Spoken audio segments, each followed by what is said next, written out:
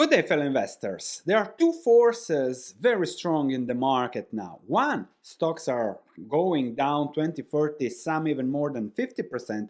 But on the other hand, the value of your money, and here are my billions from when I lived through hyperinflation, is going down constantly. And that's hard when it comes to investing. What's going to bottom first? Stocks or this is never going to bottom. This is just going to crash, crash, and crash. Let's discuss the key factors, the fundamentals, so that you can see how best move in this environment. So markets are down, currency fundamentals are very weak. UK example, we'll discuss that in a specific video. There is a recession ahead, most likely, but on the other hand, stock prices are going lower and lower.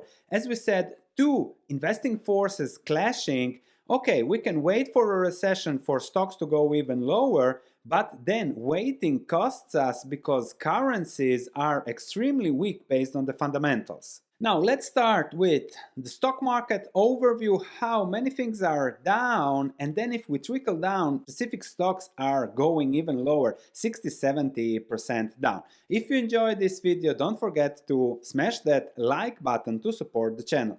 Let's dig into the markets. So the S&P 500 down 14% for the year, but from its top, it is in a bear market at 22%. Nasdaq, more volatile, bear market, more significant, and down 30% from the peak. So really big crashes, especially if you think that some stocks here are 70-80% down.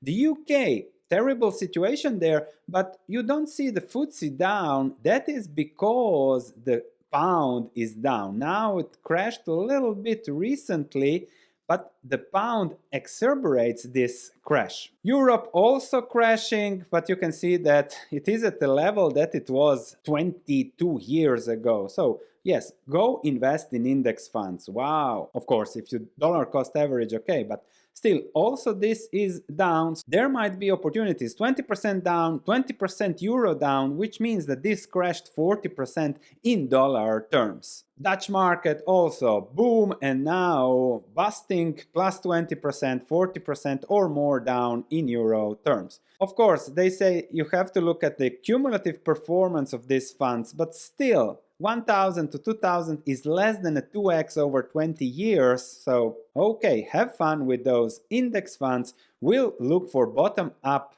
opportunities, and that's something we'll do tomorrow. Similarly, Germany down. The key factor actually is that the pound has lost almost 50% of its purchasing power over the last 15 years.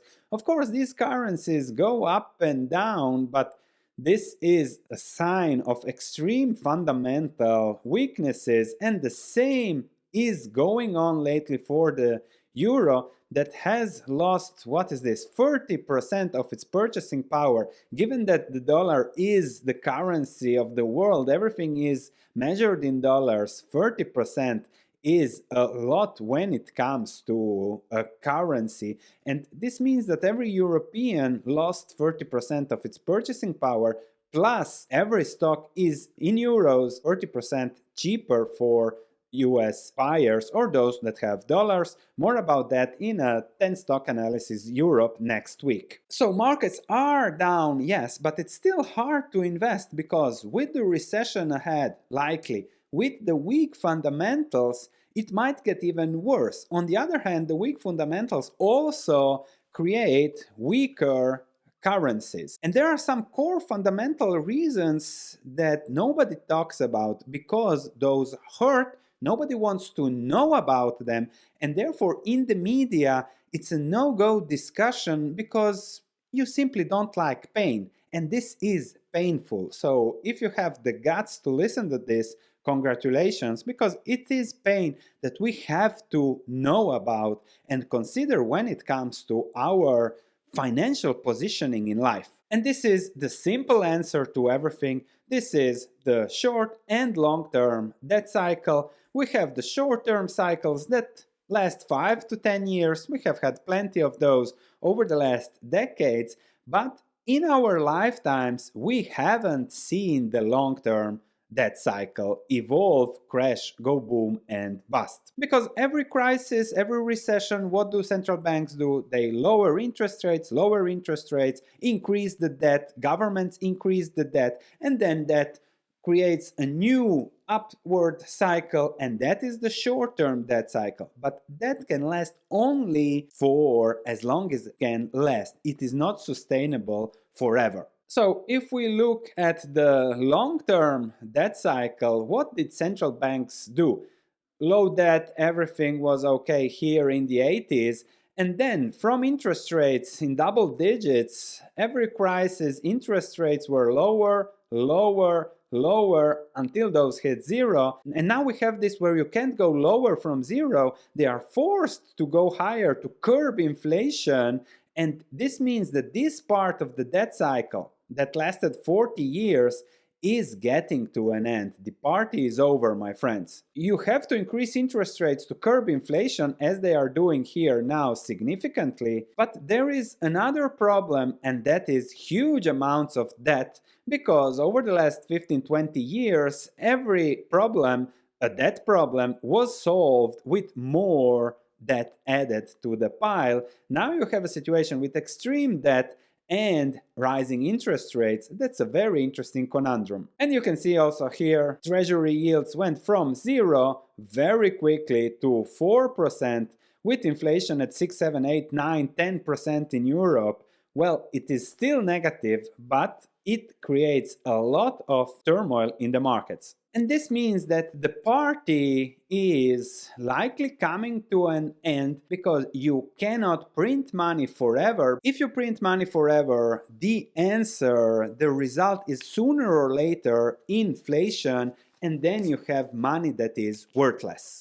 That's how it goes. So this is our currencies now, especially the UK and Europe. The dollar is doing great because it was the first to hike. Now we'll see how that goes longer term. But also we are seeing some changes in the US. The housing sector is declining a little bit, showing the first cracks, and it's still a stimulative Federal Reserve policies. The Bank of England has intervened to prevent doom and gloom, but then again, this is the same kind of intervention, putting more debt, printing more money to solve a money printing problem. So that's clear sign that the party has to be over. The European Central Bank is saying they will hike, they need to hike, but they know that if they hike, you can really take a hike in Europe with what it's going to happen. And as everybody is expecting, a recession is likely to be there around the corner and significantly curb what we have been enjoying for the past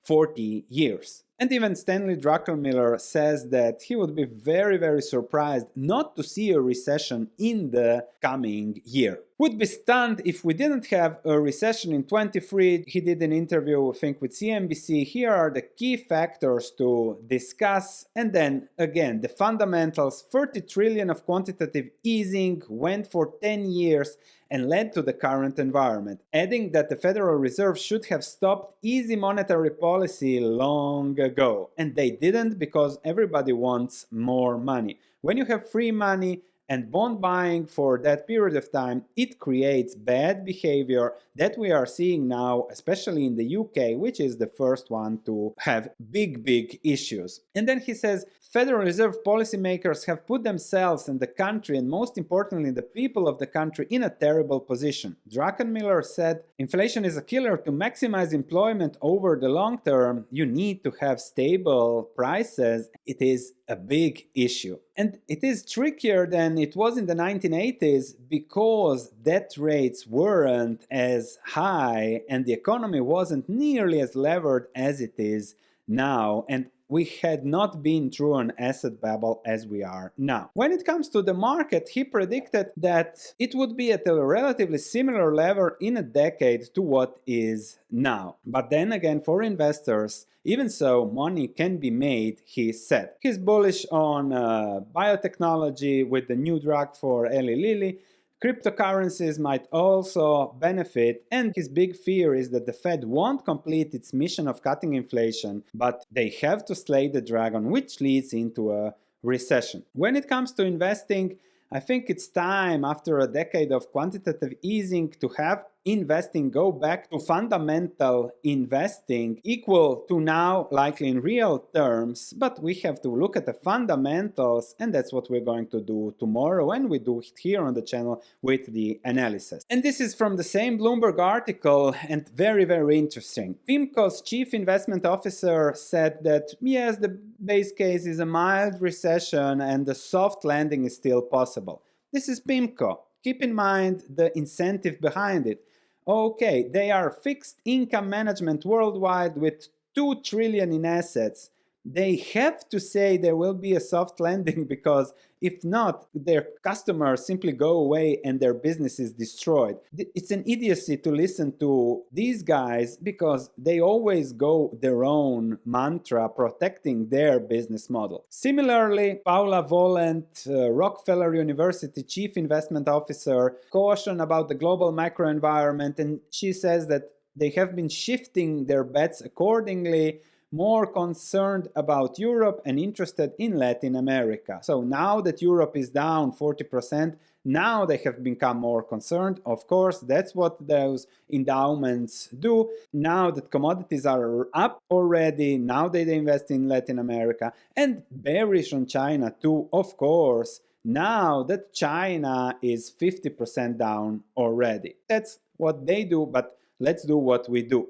So we have a situation where recession might push stocks even higher, but on the other side, we never know when the Fed is going to blink, lower interest rates, let inflation run, and we can have the stock market double in the next 2 years. So it's impossible to predict the future, but we know that the macro fundamentals are terrible, holding cash is terrible, but there are also opportunities that are arising there if you look where nobody wants to look. Of course, this is a terrible investment now. Everyone hates China, as also that endowment lady said, because it is down 50%. There are other things that are down, so money can be made, as Druckenmiller said.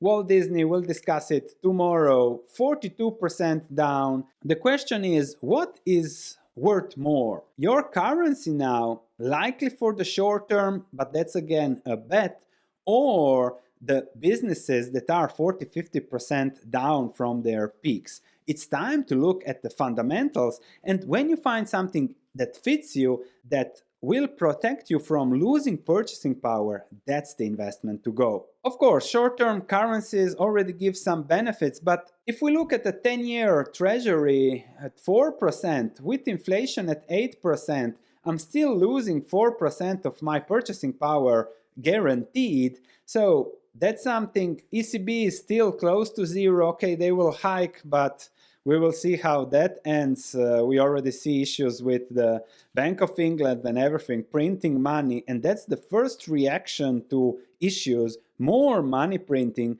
and that only leads to one certainty. At some point, everything measured in nominal currency will bottom and will start going up, and that will be the only protection. Like in the 70s, low price to book, low PE ratios, value investing was the savior, because this is not value, maybe for some short period of time, but unfortunately the fundamentals of money are terrible. Oh, I'm losing money all over the place. And at some point, Bank of England intervention, we'll discuss that more in detail tomorrow likely. At some point, even the Fed will have to blink, because the pain will be too much to bear. And for us investors, it's important to understand that markets are not homogeneous. So markets, and especially if you trickle down, bottom up, then you see how many opportunities and differences are there. Tomorrow we'll discuss 10 stocks that are down from 20 to 60%, discuss the fundamentals so that you can see how that fits you. Thanks for watching, smash that like button, check my other videos, and I'll see you tomorrow.